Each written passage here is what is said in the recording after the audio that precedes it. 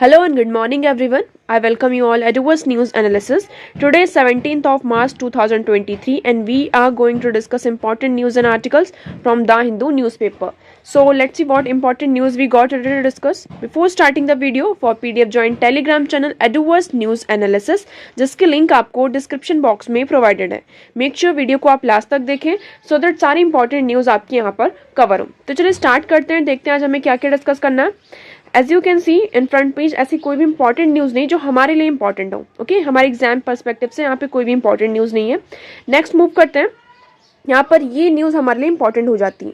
Wait continues to in Tamil Nadu for centre's Pennaiyar tribunal. ना पहले हम इशू समझ लेते हैं. इशू क्या है? यहाँ पर पेनियार रिवर है, ठीक है. अब ये पेनियार रिवर में यहाँ पर तमिलनाडु एंड कर्नाटका के बीच में क्या चल रहा है? एक डिस्प्यूट चल रहा है. तमिलनाडु यहाँ पे कर्नाटका के अगेंस्ट में उसके अगेंस्ट में सूट फाइल किया है, जिसमें उन्होंने ये कहा कि कर्नाटका यहाँ पे वेरियस कंस्ट्रक्शंस कर रहा है पेनियार रिवर में, जैसे कि डैम्स वगैरह इस तरीके की चीज़ें यहाँ पे सारे कंस्ट्रक्शंस किए जा रहे हैं, जिसकी वजह से जो वाटर है, आप सभी को पता है ये जो रिवर है वो स्टेट तो नहीं देखती कि वो किस स्टेट से होकर जा रही है. तो यहाँ पर इसी के चलते यहाँ पे कर्नाटका और तमिलनाडु के बीच में यहाँ पे ये डिस्प्यूट चल रहा है. तमिलनाडु ये एलिगेशंस लगा रहा है कर्नाटका के ऊपर. आप एलिगेशंस कह सकते हैं कुछ भी, कि जो कर्नाटका यहाँ पे वेरियस कंस्ट्रक्शन कर रहा है, जिसके कारण यहाँ पे डैम्स और डाइवर्सनरी स्ट्रक्चर्स यहाँ पे क्रिएट किए जा रहे हैं रिवर में, जिसके कारण यहाँ पर क्या हो रहा है, जो वाटर है उसके फ्लो पर यहाँ पर क्या हो रहा है, थोड़ा सा चेंजेस आ रहा है. इसी के अगेंस्ट में यहाँ पे सुप्रीम कोर्ट में यहाँ पे फाइल किया गया था कि आप क्या कीजिए, यहाँ पे पेनियार रिवर के लिए यहाँ पे पेनियार ट्रिब्यूनल को क्या करना है, आपको यहाँ पर बनाना है. बट यहाँ पर सुप्रीम कोर्ट ने क्या किया था, 3 months का सेंटर को टाइम दिया था. तो देखिए, with the time limit fixed by the Supreme Court for the constitution of Interstate River Water Dispute Tribunal for Penyar River getting expired last Tuesday, Tamil Nadu is waiting for center's next course of action. अब यहाँ पे जो time दिया गया था centre को 3 months का to constitute a interstate river water dispute tribunal for Pennaiyar river, वो एक्सपायर हो चुका है. अब यहाँ पे Tamil Nadu waiting for the next course of action of the centre. यहाँ पे सेंटर क्या एक्शन लेता है, यहाँ पे उसके लिए अब स्टेट को वेट करना पड़ रहा है. अब देखिए इसमें हमारे लिए क्या इंपॉर्टेंट पॉइंट निकल कर आता है. First, inter state river water dispute. Constitution के अंदर देखिए तो कॉन्स्टिट्यूशन के अंदर हमारा जो प्रोविजन है article 262 deals with the inter state river water dispute. Okay, तो देखिए आप यहाँ पर देख सकते हैं. तो जैसे कि आप सभी को पता है यहाँ पे 3 लिस्ट है. एक होती है union list, state list and concurrent list. 3 list होती है. अब यूनियन लिस्ट में अगर हम बात करते हैं तो एंट्री 56 किससे डील करता है, वाटर से डील करता है. ये एम्पावर करता है किसको, यूनियन गवर्नमेंट को, for the regulation and development of the inter state river and river valleys to the extent declare by the parliament to be expedient in the public interest. Okay, तो यहाँ पे जो entry 56 है वो union government को क्या करता है, एम्पावर्स करता है कि क्या करना, जो इंटर स्टेट रिवर्स हैं, रिवर वैलीज हैं, है ना, जो एक्सटेंडेड रिवर वैलीज हैं, वहां पर किस तरीके के रेगुलेशन होने चाहिए, डेवलपमेंट की सारी चीजें होनी चाहिए. ओके, स्टेट लिस्ट की बात करें तो एंट्री 7 किससे डील करता है, स्टेट लिस्ट से, जो कि वाटर मतलब water supply, irrigation, canal, drainage, embankment, water storage and water power. तो ये सारी चीजों को, इन सारे रिलेशन जो भी इश्यूज आते हैं वो कौन डील करते हैं, इससे स्टेट डील करता है. अब हम आर्टिकल की बात करते हैं तो आर्टिकल 262 के अगर से जितने भी यहाँ पे inter state river water dispute होते हैं, कोई भी रिवर को लेकर यहाँ पे 2 स्टेट्स यहाँ पर क्या कर रही हो, अगर फाइट कर रही हो, डिस्प्यूट है किसी 2 रिवर्स के बीच में, तो यहाँ पे आर्टिकल 262 यहाँ पर क्या करता है, उससे डील करता है. इसके अंदर आपके 2 प्रोविजंस है. ये 262 क्लॉज 1 है और ये 262 क्लॉज 2 है. ओके, फर्स्ट क्या करता है, यहाँ पे पार्लियामेंट के पास पावर है कि बाय लॉ पार्लियामेंट यहाँ पे क्या करेगा, एजुकेशन प्रोवाइड करेगा किसी भी डिस्प्यूट और कंप्लेंट के आने पर, है ना. फॉर एग्जांपल किसी भी 2 स्टेट के बीच में यहाँ पे क्या हो रहा है, डिस्प्यूट हो रहा है रिवर को लेकर, तो इन दैट केस जो पार्लियामेंट होगा बाय लॉ, वहाँ पे इस डिस्प्यूट को, इस कंप्लेंट को अगर कोई फाइल करता है कोई भी स्टेट, तो उसको रिजॉल्व करने का काम किसका है, पार्लियामेंट के पास है. सेकंड क्या कहता है आर्टिकल 262 क्लॉज 2, ये कहता है कि पार्लियामेंट में by law provide that neither the supreme court nor any other court shall exercise jurisdiction in respect of any such dispute. तो सेकंड क्लॉज ये डील करता है कि अगर इंटरस्टेट रिवर वाटर डिस्प्यूट आता है तो इससे रिलेटेड जो भी डिसीजन होगा वो कौन लेगा, यहाँ पर पार्लियामेंट लेगा. यहाँ पर सुप्रीम कोर्ट का और जो अदर कोर्ट्स हैं उनका यहाँ पर कोई भी मतलब कि आप कह सकते हैं से नहीं होगा, है ना. जो भी यहाँ पे ज्यूरिडिक्शन होगा वो सब पार्लियामेंट ही यहाँ पे परफॉर्म करेगा. कोई भी कोर्ट, सुप्रीम कोर्ट या फिर कोई भी अदर कोर्ट यहाँ पर उसको उसकी जो ड्यूटीज़ है उस पर उसका कोई भी से नहीं होगा। ओके, तो आई होप आपको यहाँ पे inter state river water dispute इससे रिलेटेड सारी चीज़ें क्लियर होंगी। पेन्यार रिवर की आप लोकेशन देख सकते हैं, ये यहाँ से ऐसे होकर गुजरती है। ओके, और ये पौंडीचेरी पे यहाँ पे बे ऑफ बंगाल में यहाँ पर आके मिल जाती है। ओके, तो ये हमारी पेन्यार रिवर हो गई। नेक्स्ट मूव करते हैं। नेक्स्ट आर्टिकल है हमारा, ये आप एक कह सकते हैं केस स्टडी है ना, इसको आप यहाँ पर एथिक्स से रिलेट कर सकते हैं, ethics. Okay, stray dogs turn child killers. अब यहाँ पे जो स्ट्रे डॉग्स हो रहे हैं, आप सभी को पता है आजकल वो क्या बन रहा है, हम बहुत सारे यहाँ पे हमने इंसिडेंट्स देखे जिसमें जो स्ट्रे डॉग्स हैं वो क्या कर रहे हैं, जो बच्चे छोटे छोटे बच्चे होते हैं उनके कारण उनकी यहाँ पे डेथ हो रही है। हम यहाँ पे नोएडा का केस देख सकते हैं, दिल्ली में बहुत सारे यहाँ पे केसेस हो रहे हैं। ओके, केरला में हमने यहाँ पे बहुत सारे केसेस देखे हैं। तो ये जो केसेस हो रहे हैं कि जो स्ट्रेट डॉग्स हो रहे हैं वो क्या कर रहे हैं, एक किलर की तरह सामने आ रहे हैं, जो चाइल्ड्स हैं उनके किलर के रूप में वो क्या हो रहे हैं, सामने आ रहे हैं। अब यहाँ पे इशू क्या आ रहा है, आप इशू समझने की कोशिश करिए।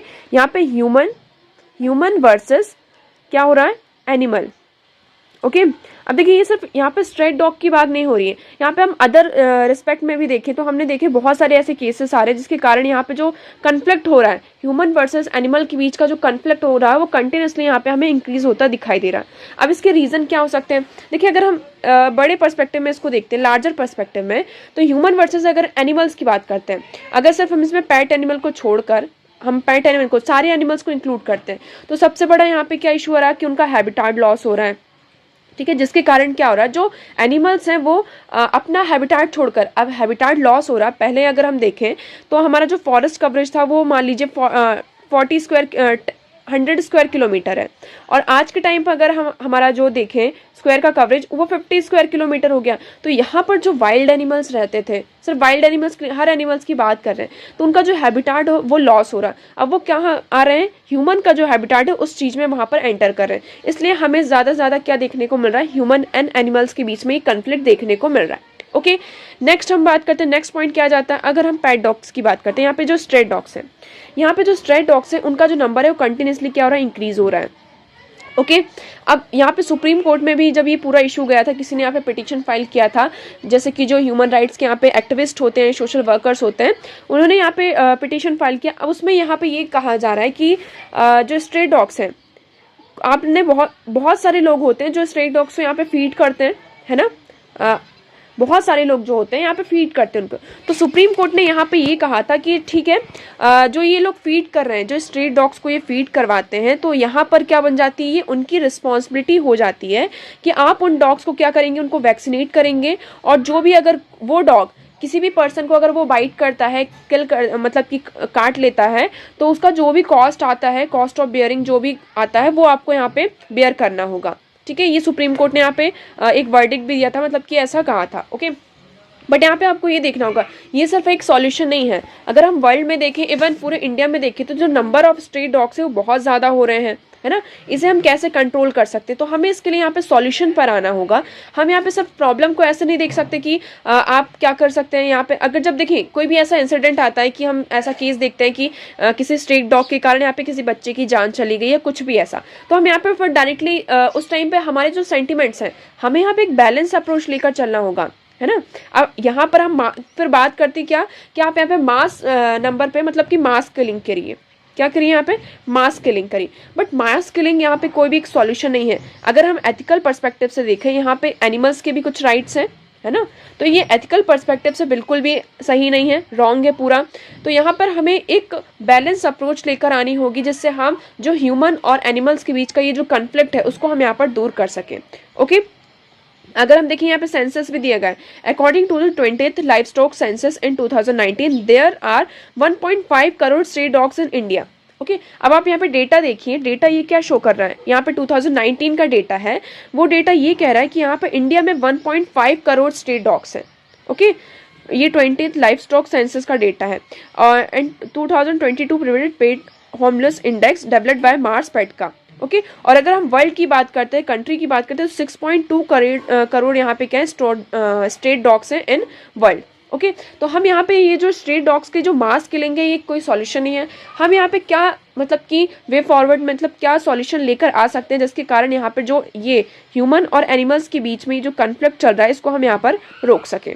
ओके, तो अब देखिए ये भी कहा जा रहा है कि फर्स्ट हम क्या कर सकते हैं, यहाँ पे डॉग शेल्टर्स बना सकते हैं, है ना, कि हम यहाँ पर क्या करें, डॉग शेल्टर बना सकें, जहाँ पर वहाँ पे जैसे कि देखिए एक होते हैं पैट डॉग्स को यहाँ पर हम क्या करते हैं, यहाँ पर आप ऐसा कह सकते हैं कि हम उनको ट्रेनिंग प्रोवाइड करते हैं कि घर में कैसे रहना है, किसके साथ कैसा बिहेव करना है। तो जो हमारे पेट्स होते हैं उसको तो हम ट्रेनिंग प्रोवाइड कर देते हैं, बट जो यहाँ पे स्ट्रीट में डॉग्स होते हैं वो कब कैसे अटैक कर दें, कब उनकी सिचुएशन कैसी, कब वो एग्रेसिव है, कब वो नॉर्मल कंडीशन में, वी डोंट नो, है ना। तो यहाँ पर हम क्या कर सकते हैं, डॉग शेल्टर प्रोवाइड कर सकते हैं, जहाँ पे मतलब कि उनके जो उनका जो बिहेवियर है उसको हम एनालाइज कर सकते हैं।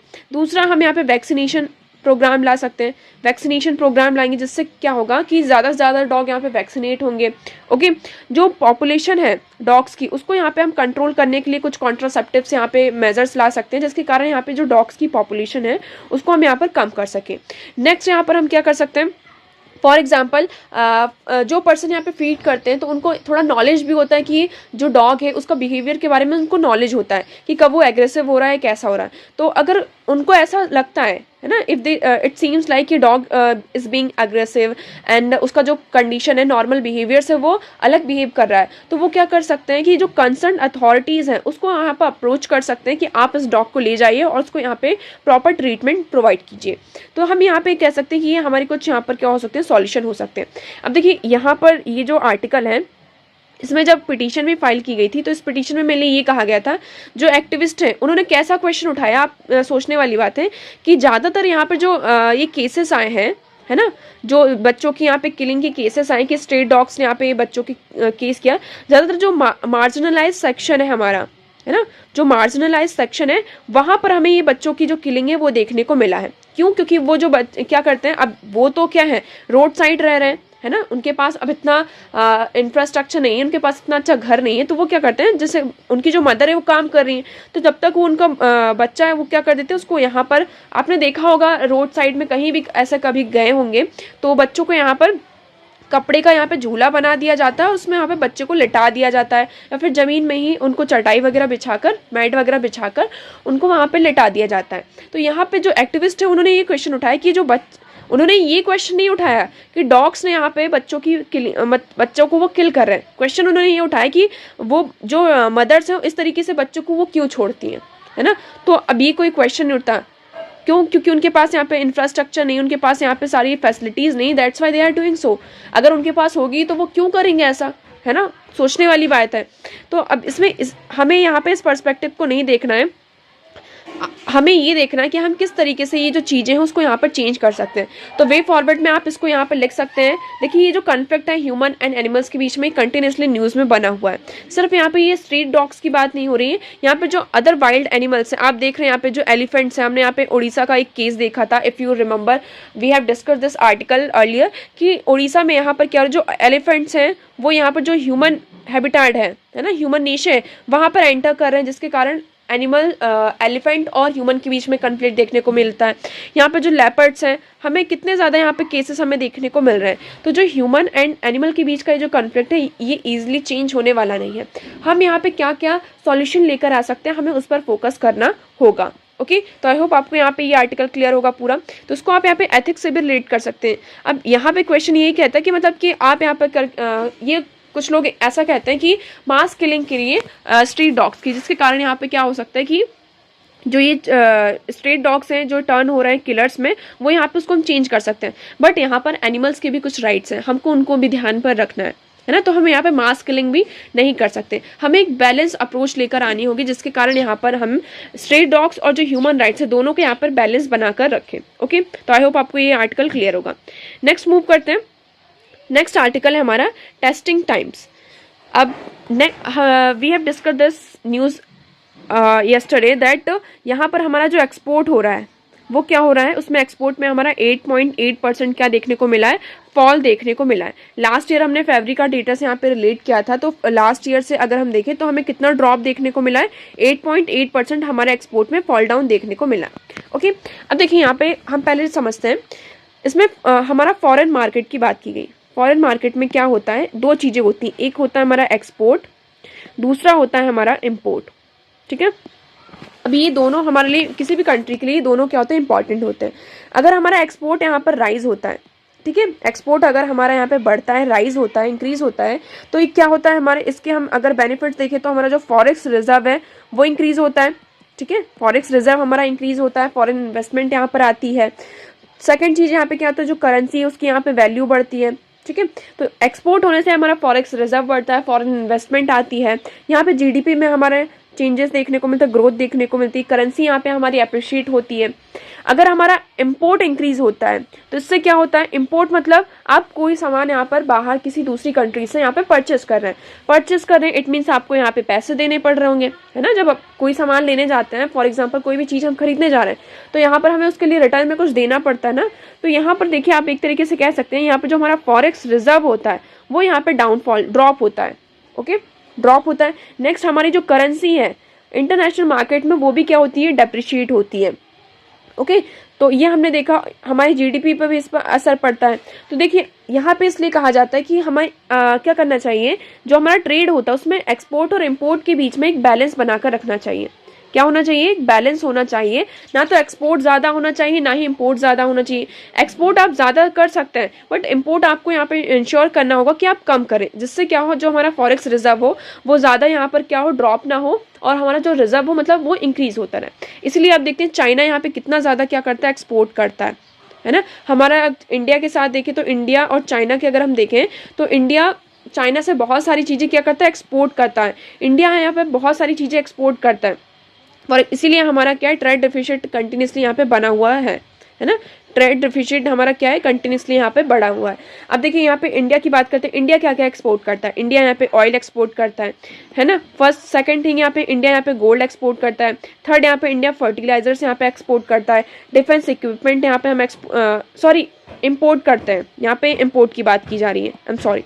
यहाँ पे हम ये सारे जो आइटम्स है क्या करते हैं, इनको इम्पोर्ट करते हैं, है ना। और जो हमारा एक्सपोर्ट है वो क्या है, बहुत ज़्यादा यहाँ पर क्या है, कम है। एक्सपोर्ट हमारा यहाँ पर कम है, जिसकी वजह से हमारा जो ट्रेड डेफिसिट है वो कंटिन्यूसली यहाँ पे बना हुआ है। अब ये कहा जा रहा है कि हमें क्या करना है, यहाँ पे जो हमारा इंपोर्ट है उसको यहाँ पे कम करना है ना। We have to drop down our import. तो इसके लिए हम यहाँ पे क्या करें, जैसे हम अगर ऑयल की बात करते हैं, ऑयल के यहाँ पर बात करते हैं, अगर हमें ऑयल का एक्सपोर्ट कम करना होगा तो ऑयल का यूज़ कहाँ होता है, हमें डीजल, पेट्रोल, है ना, इन सारी चीज़ों में यूज़ करते हैं। तो हम इसलिए क्या कर रहे हैं, यहाँ पे इलेक्ट्रिक व्हीकल्स लेकर आ रहे हैं। बायोफ्यूल्स का हम यहाँ पे वी आर सेइंग क्या, we will use biofuels. Second हम बात करते हैं गोल्ड की, तो गोल्ड का भी जो हमें इंपोर्ट है उसको कम करना है, इसलिए हमने यहाँ पे क्या लेकर आए हैं, गोल्ड सॉवरेन स्कीम लेकर आए हैं, जिसके कारण हम क्या कर सकें, गोल्ड के यहाँ पे जो बॉन्ड्स है उसको यहाँ पे सेल कर सकें, जिसके कारण जो गोल्ड का इंपोर्ट है उसको हम यहाँ पर कम कर सकें। नेक्स्ट अगर हम फर्टिलाइजर्स की बात करते हैं तो वी आर सेइंग कि we will build nano urea. India में क्या किया जाएगा, नैनो यूरिया को बनाया जाएगा, जिसके कारण यहाँ पे जो फर्टिलाइजर्स को हम इंपोर्ट करते हैं वो कम होगा। तो यहाँ पे हमें क्या देखने की ज़रूरत है, बस इसमें यही कहा गया है कि सिर्फ इम्पोर्ट और एक्सपोर्ट। अगर हम इंटरनेशनल स्फीयर में देखें, अब देखिए रशिया यूक्रेन का वॉर चल रहा है, तो इस रशिया यूक्रेन वॉर के कारण भी क्या हो रहा है कि जो बहुत सारी कंट्रीज़ हैं वो किस तरफ बढ़ रही हैं, यहाँ पे प्रोटेक्शनिज्म की जो पॉलिसीज़ है उसको यहाँ पे अप्रोच कर रही हैं। तो जो हमारा ग्लोबल डिमांड है वो भी एक तरीके से आप कह सकते हैं क्या हो रही है, यहाँ पे डिक्रीज़ हो रही है। इसलिए हम कह सकते हैं कि हमारा जो इम्पोर्ट है, इम्पोर्ट जो हमारा कम हुआ है, इम्पोर्ट कम होने के साथ साथ जो हमारा एक्सपोर्ट है उसमें भी हमें यहाँ पे ड्रॉप देखने को मिला है। ठीक है, दोनों इम्पोर्ट एंड एक्सपोर्ट दोनों में देखने को मिला है। तो इम्पोर्ट हमारा कम क्यों हो रहा है, एक्सपोर्ट हमारा कम क्यों हो रहा है, इंपोर्ट एक्सपोर्ट, क्योंकि जो ग्लोबल डिमांड है उसमें भी हमें क्या चेंजेस देखने को मिले हैं। ओके, तो इसमें यही कहा कि हम अगर देखें पूरा पर्सपेक्टिव से, हम अगर पूरी वर्ल्ड की इकॉनमी को देखें तो इस बार ये रिस्पेक्ट था कि जो वर्ल्ड इकॉनमी है वो रिसेशन में जाएगी, है ना, क्योंकि ग्रोथ जो हो रही है वो सारी जो कंट्रीज हैं अपने आप को प्रोटेक्शनिज्म की पॉलिसी की तरफ यहाँ पे अप्रोच कर रही हैं, जिसके कारण यहाँ पे वो अपनी जो इकॉनमी उसको यहाँ पे क्लोज कर रही हैं। ओके, तो यहाँ पे इसी के चलते यहाँ पे ये कहा है कि एक ये रीज़न बन सके, बट यहाँ पे फिर भी जो कुछ कंट्रीज़ हैं ये देखने को मिला, वहाँ पर उनका जो एक्सपोर्ट है, ट्रेड है, वो ट्रेड डिफिशिएंट नहीं है, वहाँ पे हमें ट्रेड अच्छा चलता हुआ दिखाई दे रहा। तो देखिए इसमें ये कहा कि but this is tricky territory where factors such as quality, pricing and supply chain linkage matters too. अब देखिए जो एक्सपोर्ट है, एक्सपोर्ट हम कैसे इंक्रीज कर सकते हैं, एक्सपोर्ट, इसमें ये भी बताया कि हम एक्सपोर्ट को कैसे इंक्रीज कर सकते हैं। इसलिए हम एक्सपोर्ट को इंक्रीज करने के लिए हम यहाँ पे क्या लेकर आए, वन डिस्ट्रिक्ट वन प्रोडक्ट को लेकर आए, कि हर एक डिस्ट्रिक्ट से हम एक एक प्रोडक्ट लेंगे और उसकी जो क्वालिटीज उसको लोगों को उसको बारे में बताएंगे और we will sell them. Okay, export. यहाँ पे यूनिफॉर्म सर्टिफिकेशन की बात की कि हर एक प्रोडक्ट के लिए यहाँ पे एक यूनिफॉर्म सर्टिफिकेशन होगा। थर्ड, यहाँ पे पैकेजिंग की बात की जा रही है, क्या, पैकेजिंग। फोर्थ, इसमें क्या है, कोल्ड स्टोरेज, जो भी यहाँ पे चीजें होंगी, फॉर एग्जांपल कोई फूड आइटम है तो उसके लिए यहाँ पे कोल्ड स्टोरेज की बात की जा रही है। नेक्स्ट यहाँ पे लॉजिस्टिक, फिफ्थ पॉइंट क्या जाता है, लॉजिस्टिक। सिक्स पॉइंट यहाँ पे क्या है, ट्रांसपोर्टेशन। यहाँ पे हम जो चीजें हैं उनका ट्रांसपोर्ट भी क्या होना चाहिए, सुटेबल तरीके से होना चाहिए, तभी हम क्या कर सकते हैं, जो एक आइडियल एक्सपोर्ट है उसको हम यहाँ पे इंश्योर कर सकते हैं। ओके, तो ये सारी चीजें हमें यहाँ पे इंश्योर करनी होगी। ये सारे पॉइंट्स आप यहाँ पे नोट डाउन कर सकते हैं, जिससे हमारा जो एक्सपोर्ट होगा वो क्या होगा, इंक्रीज होगा। ओके, तो आई होप आपको यहाँ पे ये आर्टिकल क्लियर होगा। नेक्स्ट आर्टिकल की बात करते हैं। देखिए, ये वाला जो आर्टिकल है वो हमारे लिए इतना इंपॉर्टेंट नहीं है, the colonial past is still relevant. ठीक है, नेक्स्ट अगर हम बात करते हैं, नेक्स्ट आर्टिकल है, tested but tied this force could be in distressed. अब यहाँ पर क्या है, किसके बारे में बात की जा रही है, CRPF के बारे में। CRPF, central reserve police force के बारे में बात की जा रही है। ओके, आप सभी को पता है सेंट्रल CRPF होती है, और यहाँ पर अगर हम बात करते हैं जो हमारे मिलिट्री फोर्सेस होती हैं, है ना, मिलिट्री, नेवी और जो आप कह सकते हैं एयर है, ये यहाँ पे तीन जो आर्म फोर्सेस हैं, तो यहाँ पे ये पुलिस में आ जाते हैं आपका, और ये यहाँ पे हमारी क्या है, आर्म फोर्सेस है। अब इसमें यहाँ पे मेनली किस पर फोकस किया गया है, पुलवामा अटैक जो हुआ था 2019 में, उस पर फोकस करते हुए उन्होंने ये कहा कि उस टाइम पे क्या हुआ था। देखिए, on February 14, 2019 claimed that lives of 40 personals who were a part of a Central Reserve Police Force, India's largest paramilitary force. The Pulwama attack was a different as it resulted in unprecedented public outcry. अब यहाँ पे Pulwama attack को यहाँ पे याद करते हुए मतलब उन्होंने ये कहा कि जो CRPF है वो क्या है, एक बहुत ही इंपॉर्टेंट रोल प्ले करते हैं सिक्योरिटी में, है ना। अगर हम बात करते हैं जो हमारी आर्म फोर्सेस है, आर्मी है, वो ज्यादातर कहाँ रहती है, हमारी बॉर्डर में रहती हैं। जो मतलब हमारे जो एक्सटर्नल थ्रेट्स हैं, एक्सटर्नल सिक्योरिटी प्रोवाइड करती हैं, हमें बॉर्डर पे यहाँ पे सिक्योरिटी प्रोवाइड करती हैं। और जो ये CRPF है वो ज्यादातर कहाँ, जो हमारी पैरामिलिट्री है फोर्सेस है, वो कहाँ पर इंडल्ज होती हैं, आपने देखा होगा इंटरनल सिक्योरिटी में, है ना। जो भी हमारे नदर्न ईस्ट में यहाँ पे जो नेक्सलाइट एरियाज होते हैं, है ना, और जो कश्मीर में आपने देखा होगा, कश्मीर में नेक्सलाइट एरियाज में, नदर्न ईस्ट साइड में यहाँ पे जो भी नेक्सलाइट्स हैं, वहाँ पे जो ऐसी जो सिचुएशन आती है, यहाँ पे कोई भी इशू होता है, कोई भी डिस्प्यूट अराइज होता है, तो वहां पर कौन जाता है, CRPF जाती है। ओके, तो इस आर्टिकल में देखिए मेनली ये कहा गया है कि जो इंटरनल सिक्योरिटी होती है, इन सारी चीजों को कौन देखता है, CRPF देखता है। बट आपने देखा होगा जो CRPF है वो किसके अंडर आता है, ये मिनिस्ट्री ऑफ होम अफेयर्स के अंदर आता है ना। मिनिस्ट्री ऑफ जो होम अफेयर्स है हमारी मिनिस्ट्री, उसके अंडर कौन आता है, CRPF आता है। जो भी इसका आप कह सकते हैं मेंटेनेंस है, ग्रीवेंसेस है, जो भी एड्रेस करना होता है, कौन करती है, हमारी ministry of home affairs. Arm force की अगर हम बात करें, आर्मी की बात करें, जिसमें हमारी मिलिट्री, नेवी और एयरफोर्स तीनों आती हैं, वो किसके अंडर आता है, मिनिस्ट्री ऑफ डिफेंस के अंदर। किसका, मिनिस्ट्री ऑफ डिफेंस के अंदर आता है। तो आपको यहाँ पे दो चीजें याद रखनी है, CRPF किसके अंडर आता है, होम मिनिस्ट्री के अंदर, और आर्मी जो हमारी आर्म फोर्सेस है वो किसके अंदर आती है, डिफेंस मिनिस्ट्री के अंदर आती है। तो यहाँ पे देखिए ये कहा जाता है मेनली कि जो CRPF है, इनको ना मतलब एक तरीके से आप ऐसा कह सकते हैं, ये इंटरनल सिक्योरिटी में एक बहुत बड़ा रोल प्ले करती हैं।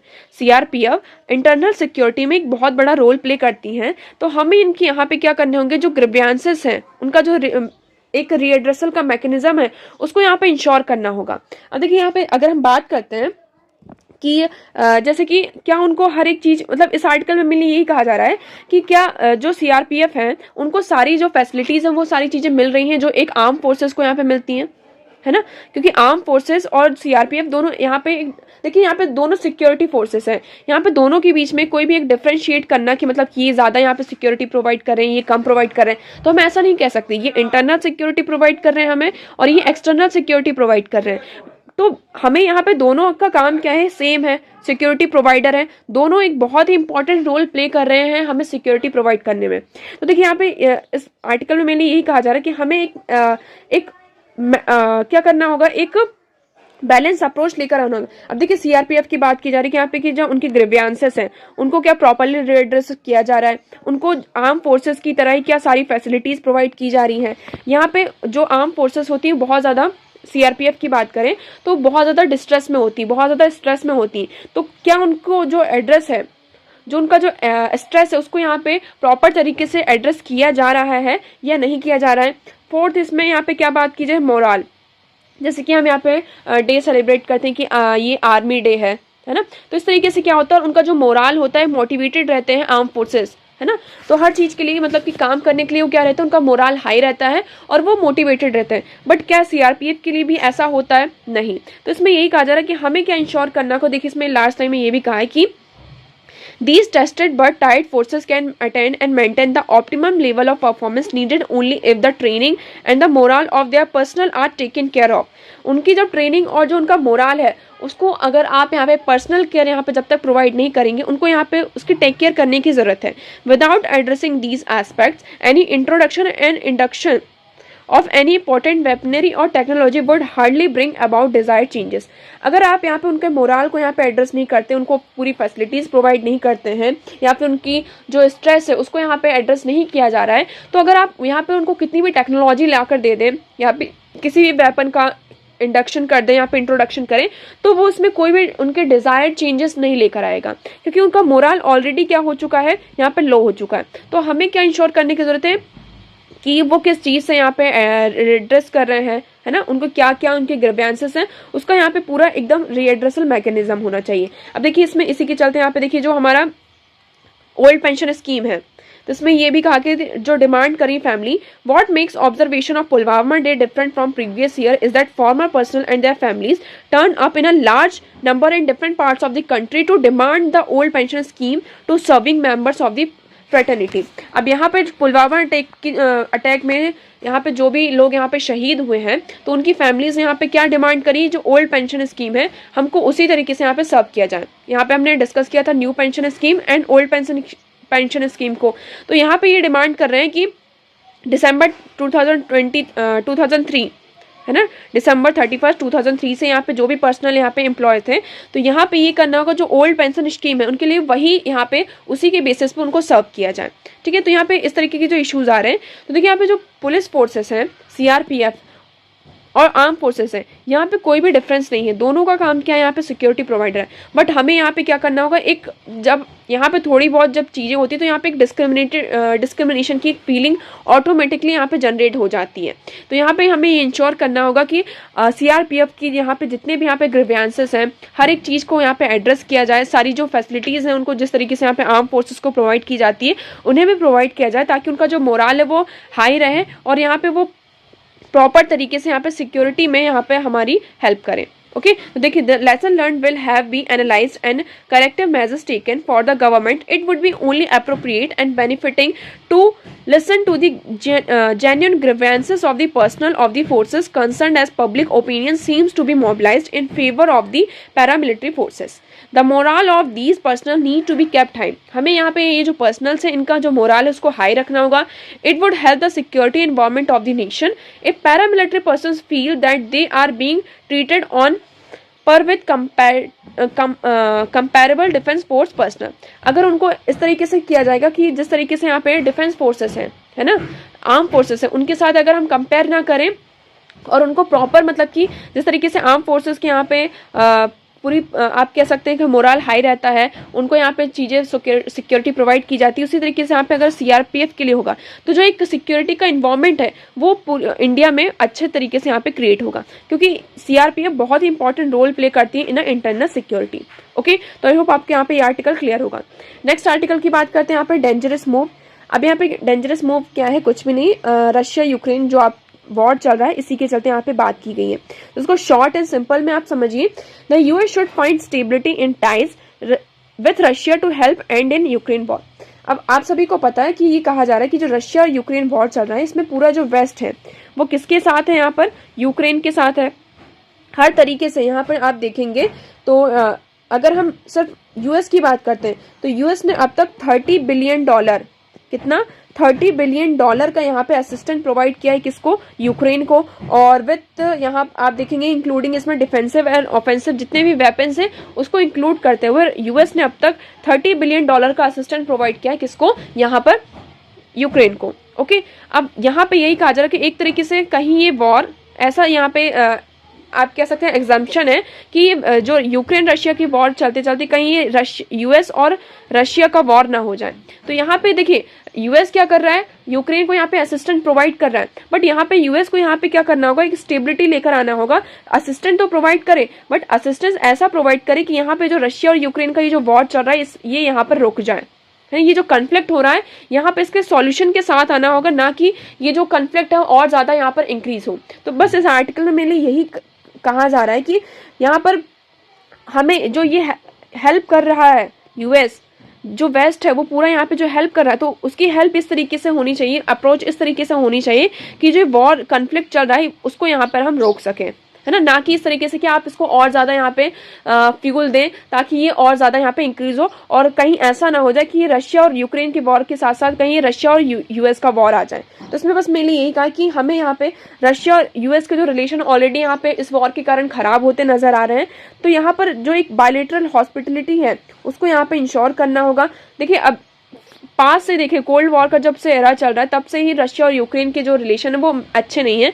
तो अब देखिए और ये इस कारण और जो अभी जो ऑनगोइंग या कन्फ्लिक्ट चल रहा है उसके कारण और यहाँ पे जो रिलेशन है हमारे अच्छे नहीं है, ठीक है, रशिया और यूक्रेन के बीच में। तो हमें क्या इंश्योर करना होगा कि यूएस को ये इंश्योर करना होगा कि एक स्टेबिलिटी को फाइंड करना होगा कि किस तरीके से ये है जो रशिया यूक्रेन वॉर है इसको हम यहाँ पे एंड कर सके। ओके, तो आई होप आपको यहाँ पे ये आर्टिकल क्लियर होगा, इसमें इतना ज़्यादा कुछ भी इंपॉर्टेंट नहीं था हमारे लिए।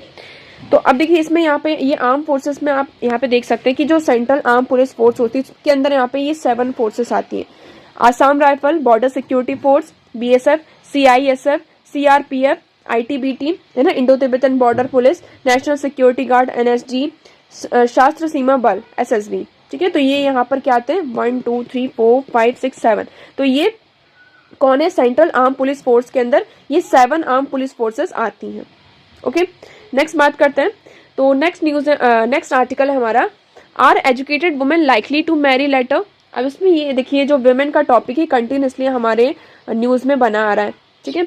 अब इसमें ये कहा जा रहा है कि जो एजुकेटेड वुमेन है, क्वेश्चन ये उठाया जा रहा है कि जो एजुकेटेड यहाँ पर वुमेन है उसमें ये क्वेश्चन उठ रहा है कि क्या वो शादी थोड़ा लेट करती हैं। यहाँ पे तो देखिए नेशनल फैमिली हेल्थ का यहाँ पे सर्वे आया, उसमें ये बताया गया कि वो लड़कियां जो यहाँ पर 11 ईयर की स्कूलिंग को कंप्लीट करती हैं। देखिए medium marriage age of women who has completed over 11 years of schooling is 23 compare to 17.6 for the women with less than 5 years of schooling. यहाँ पे ये डेटा बताया जा रहा है national family health of survey के अकॉर्डिंग कि अगर हम किसी भी वुमेन ने यहाँ पे 11 ईयर की अगर अपनी स्कूलिंग करी है, पूरी एजुकेशन करी है, तो इट मीन्स उनकी जो एज है वो कितनी है 23 के आसपास, ये देखने को मिला है। ओके, और जिसने यहाँ पे 5 ईयर की जो स्कूलिंग अपनी कंप्लीट करी है 5 ईयर्स में, है ना, 5 ईयर्स से स्कूलिंग कंप्लीट की, तो उनकी जो एज है वो कितनी देखने को मिल रही है यहाँ पे 17 के आसपास देखने को मिल रही है। ओके, तो इसमें ये कहा जा रहा है कि ये जो एजुकेशन है बहुत बड़ा इंपॉर्टेंट रोल प्ले करता है कहाँ पर, चाइल्ड मैरिज में। मैरिज का जो डिसीजन होता है ना चाइल्ड मैरिज में, और जो मैरिज का डिसीजन लेने में होता है कि हम कब शादी करनी कब शादी नहीं करनी, तो एजुकेशन बहुत इंपॉर्टेंट रोल प्ले करता है। इसमें असम का ही केस लिया गया है, असम का ही पूरा ये क्या है यहाँ पे सर्वे हुआ है। यहाँ पे आपको पता होगा कि असम गवर्नमेंट ने एक मैसिव क्रैकडाउन किया था चाइल्ड मैरिज में, तो यहाँ पे जितने भी सोशल एक्टिविटीज थे वहां पर वो आए कि ये जो चाइल्ड मैरिज है, चाइल्ड मैरिज का यहाँ पे रूट कॉज क्या है, यहाँ पे रूट कॉज की बात की गई कि चाइल्ड मैरिज का आपको यहाँ पे रूट कॉज फाइंड आउट करना होगा। तो अगर हम पहला कॉज देखें तो क्या है, सबसे बड़ा तो आपका फैक्टर क्या आ जाता है हमारा एजुकेशन, है ना। यहाँ पे गर्ल चाइल्ड को एजुकेशन से डिप्राइव किया जाता है, जिसके कारण यहाँ पे जो डिसीजन मेकिंग प्रोसेस होती है कि कब उन्हें शादी करनी है कब शादी नहीं करनी है, तो उस पर बहुत बड़ा इफेक्ट पड़ता है। सेकंड यहाँ पर आ जाता है क्या, पॉवर्टी, ठीक है। सेकंड क्या आता है, सेकंड फैक्टर आता है चाइल्ड मैरिज का पॉवर्टी, क्योंकि पॉवर्टी है जिसके कारण यहाँ पे फैमिली ये सोचती है कि जल्दी से जल्दी हम क्या कर दें, लड़की की शादी कर दें। शादी जल्दी हो जाएगी तो यहाँ पे जो डाउरी है है ना, क्योंकि बहुत सारे स्टेट्स में अभी भी जो डाउरी है वो हमें देखने को मिलता है। तो देखिए इसमें ये कि poverty is the greatest determinant of early marriage, the poor do not want to wait as there will be more demand for dowry then. अगर ऐसा सोचते हैं कि अगर ज़्यादा लड़की की एज ज़्यादा हो जाती है तो जितनी ज़्यादा एज हो जाएगी उतनी ज़्यादा फिर जो डिमांड होगी डाउरी की वो इंक्रीज़ होगी, इसकी वजह से वो जल्दी यहाँ पे शादी कर देते हैं। थर्ड अगर हम बात करें तो थर्ड यहाँ पे क्या आ जाता है, कास्ट का परसेप्शन आ जाता है, कास्ट एंड रिलीजन। ठीक है, तो ये भी क्या है बहुत इंपॉर्टेंट। कुछ आपने देखा होगा, आप चंडीगढ़ का यहाँ पे केस पता है, चंडीगढ़ का हमने यहाँ पे केस यहाँ पे डिस्कस किया था, जिसमें यहाँ पे कहा था कि जो हमारा मुस्लिम पर्सनल लॉ है ये कहता है कि कोई भी अगर वेमेन है वो यहाँ पे पुबर्टी की स्टेज को अचीव कर लेती है, अटेंड कर लेती है, तो in that case she is liable to marriage, मतलब कि उसकी शादी के लिए वो क्या हो जाती है, मतलब कि लाइबल हो जाती है कि उसकी शादी अब कर सकते हैं। ये पूरा केस गया था, इसी के चलते यहाँ पे कन्फ्लिक्ट चला था किसका, कॉन्स्टिट्यूशनल लॉ का और जो हमारे पर्सनल लॉ उनके बीच में एक कन्फ्लिक्ट देखने को मिला है। ओके, कि क्या हमारे पर्सनल लॉ को यहाँ पे माना जाएगा कि जो हमारी कॉन्स्टिट्यूशन में लिखा है उसको माना जाएगा। ओके, तो देखिए यहाँ पे कास्ट और रिलीजन भी बहुत बड़ा एक फैक्टर रोल प्ले करते हैं किसमें, चाइल्ड मैरिज में। तो आपने यहाँ पे देख लिया कि यहाँ पे रूट कॉजेज क्या क्या है चाइल्ड मैरिज के। अब देखिए चाइल्ड मैरिज के कारण यहाँ पे आप देखेंगे इसके कॉन्सिक्वेंसेस क्या है। हम यहाँ पे कॉन्सिक्वेंसेस की बात करें, कॉन्सिक्वेंसेस क्या है, चाइल्ड मैरिज हो जाती है सबसे पहले तो हमें यही पता है कि जो एजुकेशन है उस पर यहाँ पे इफेक्ट पड़ता है। गर्ल की जो एजुकेशन है यहाँ पे वो किसी भी स्किल को यहाँ पे एक्वायर नहीं कर पाती है। देखिए अगर चाइल्ड मैरिज नहीं होती उनको थोड़ा टाइम मिल जाता है, जब एक्स्ट्रा टाइम मिलता है तो हम यहाँ पे क्या करते हैं, जो एक्स्ट्रा स्किल्स होती हैं वो यहाँ पर हम उसको यहाँ पे क्या करते हैं, ट्राई करते हैं कि हम उसको एक्वायर करें। सेकंड यहाँ पे सबसे बड़ा आपका फैक्टर आ जाता है क्या, हेल्थ। चाइल्ड मैरिज जब होती है तो यहाँ पे जो गर्ल चाइल्ड के यहाँ पे देखिए यहाँ पे हर एक बॉडी में क्या होता है, फिजिकल चेंजेस आते हैं, तो हेल्थ बहुत इंपॉर्टेंट रोल प्ले करता है। चाइल्ड मैरिज हो गई जिसके कारण यहाँ पे हेल्थ पर सबसे ज़्यादा इफेक्ट कैसे पड़ेगा, फिर यहाँ पर क्या होता है, बात आती है कि आप बच्चा जल्दी कंसीव करिए, प्रेगनेंसी पे बात आती है। अब जब खुद ही वो बच्ची यहाँ पर ऑलरेडी उसकी चाइल्ड मैरिज हुई है, आप उसको आप कह रहे हैं कि आप वो खुद ही बच्चा कंसीव करे, तो वो कैसे कर सकती है, वो अभी खुद ही इतनी ज़्यादा स्टेबल नहीं है, वो प्रॉपर आप कह सकते हैं उसकी हेल्थ यहाँ पर आप कह सकते हैं कि वो मतलब कि हेल्दी नहीं है। तो अगर बच्चा वो कंसीव करती है, प्रेगनेंसी को कंसीव करती है, तो उसके साथ साथ मदर के साथ साथ यहाँ पे जो बच्चा है उसकी हेल्थ पर भी क्या होगा, इफेक्ट पड़ेगा, और जो बच्चा यहाँ पे मतलब कि बॉर्न होगा, पैदा होगा, वो भी कैसा होगा, माल न्यूट्रिशन की सबसे बड़ी प्रॉब्लम आ जाएगी। थर्ड अगर हम बात करते हैं क्या यहाँ पे मैटरनल मोर्टेलिटी रेट भी यहाँ पे क्या होती है, इंक्रीज होती है। मतलब कि कभी कभी ऐसा देखने को मिलता है कि जल्दी प्रेगनेंसी कंसीव हो जाने के कारण यहाँ पे बच्चे की तो यहाँ पे बच्चा तो पैदा हो जाता है, बट यहाँ पे जो मदर होती है उसकी यहाँ पे डेथ हो जाती है। तो जो मैटरनल मोर्टेलिटी रेट है उसमें भी हमें इंक्रीज देखने को मिलता है।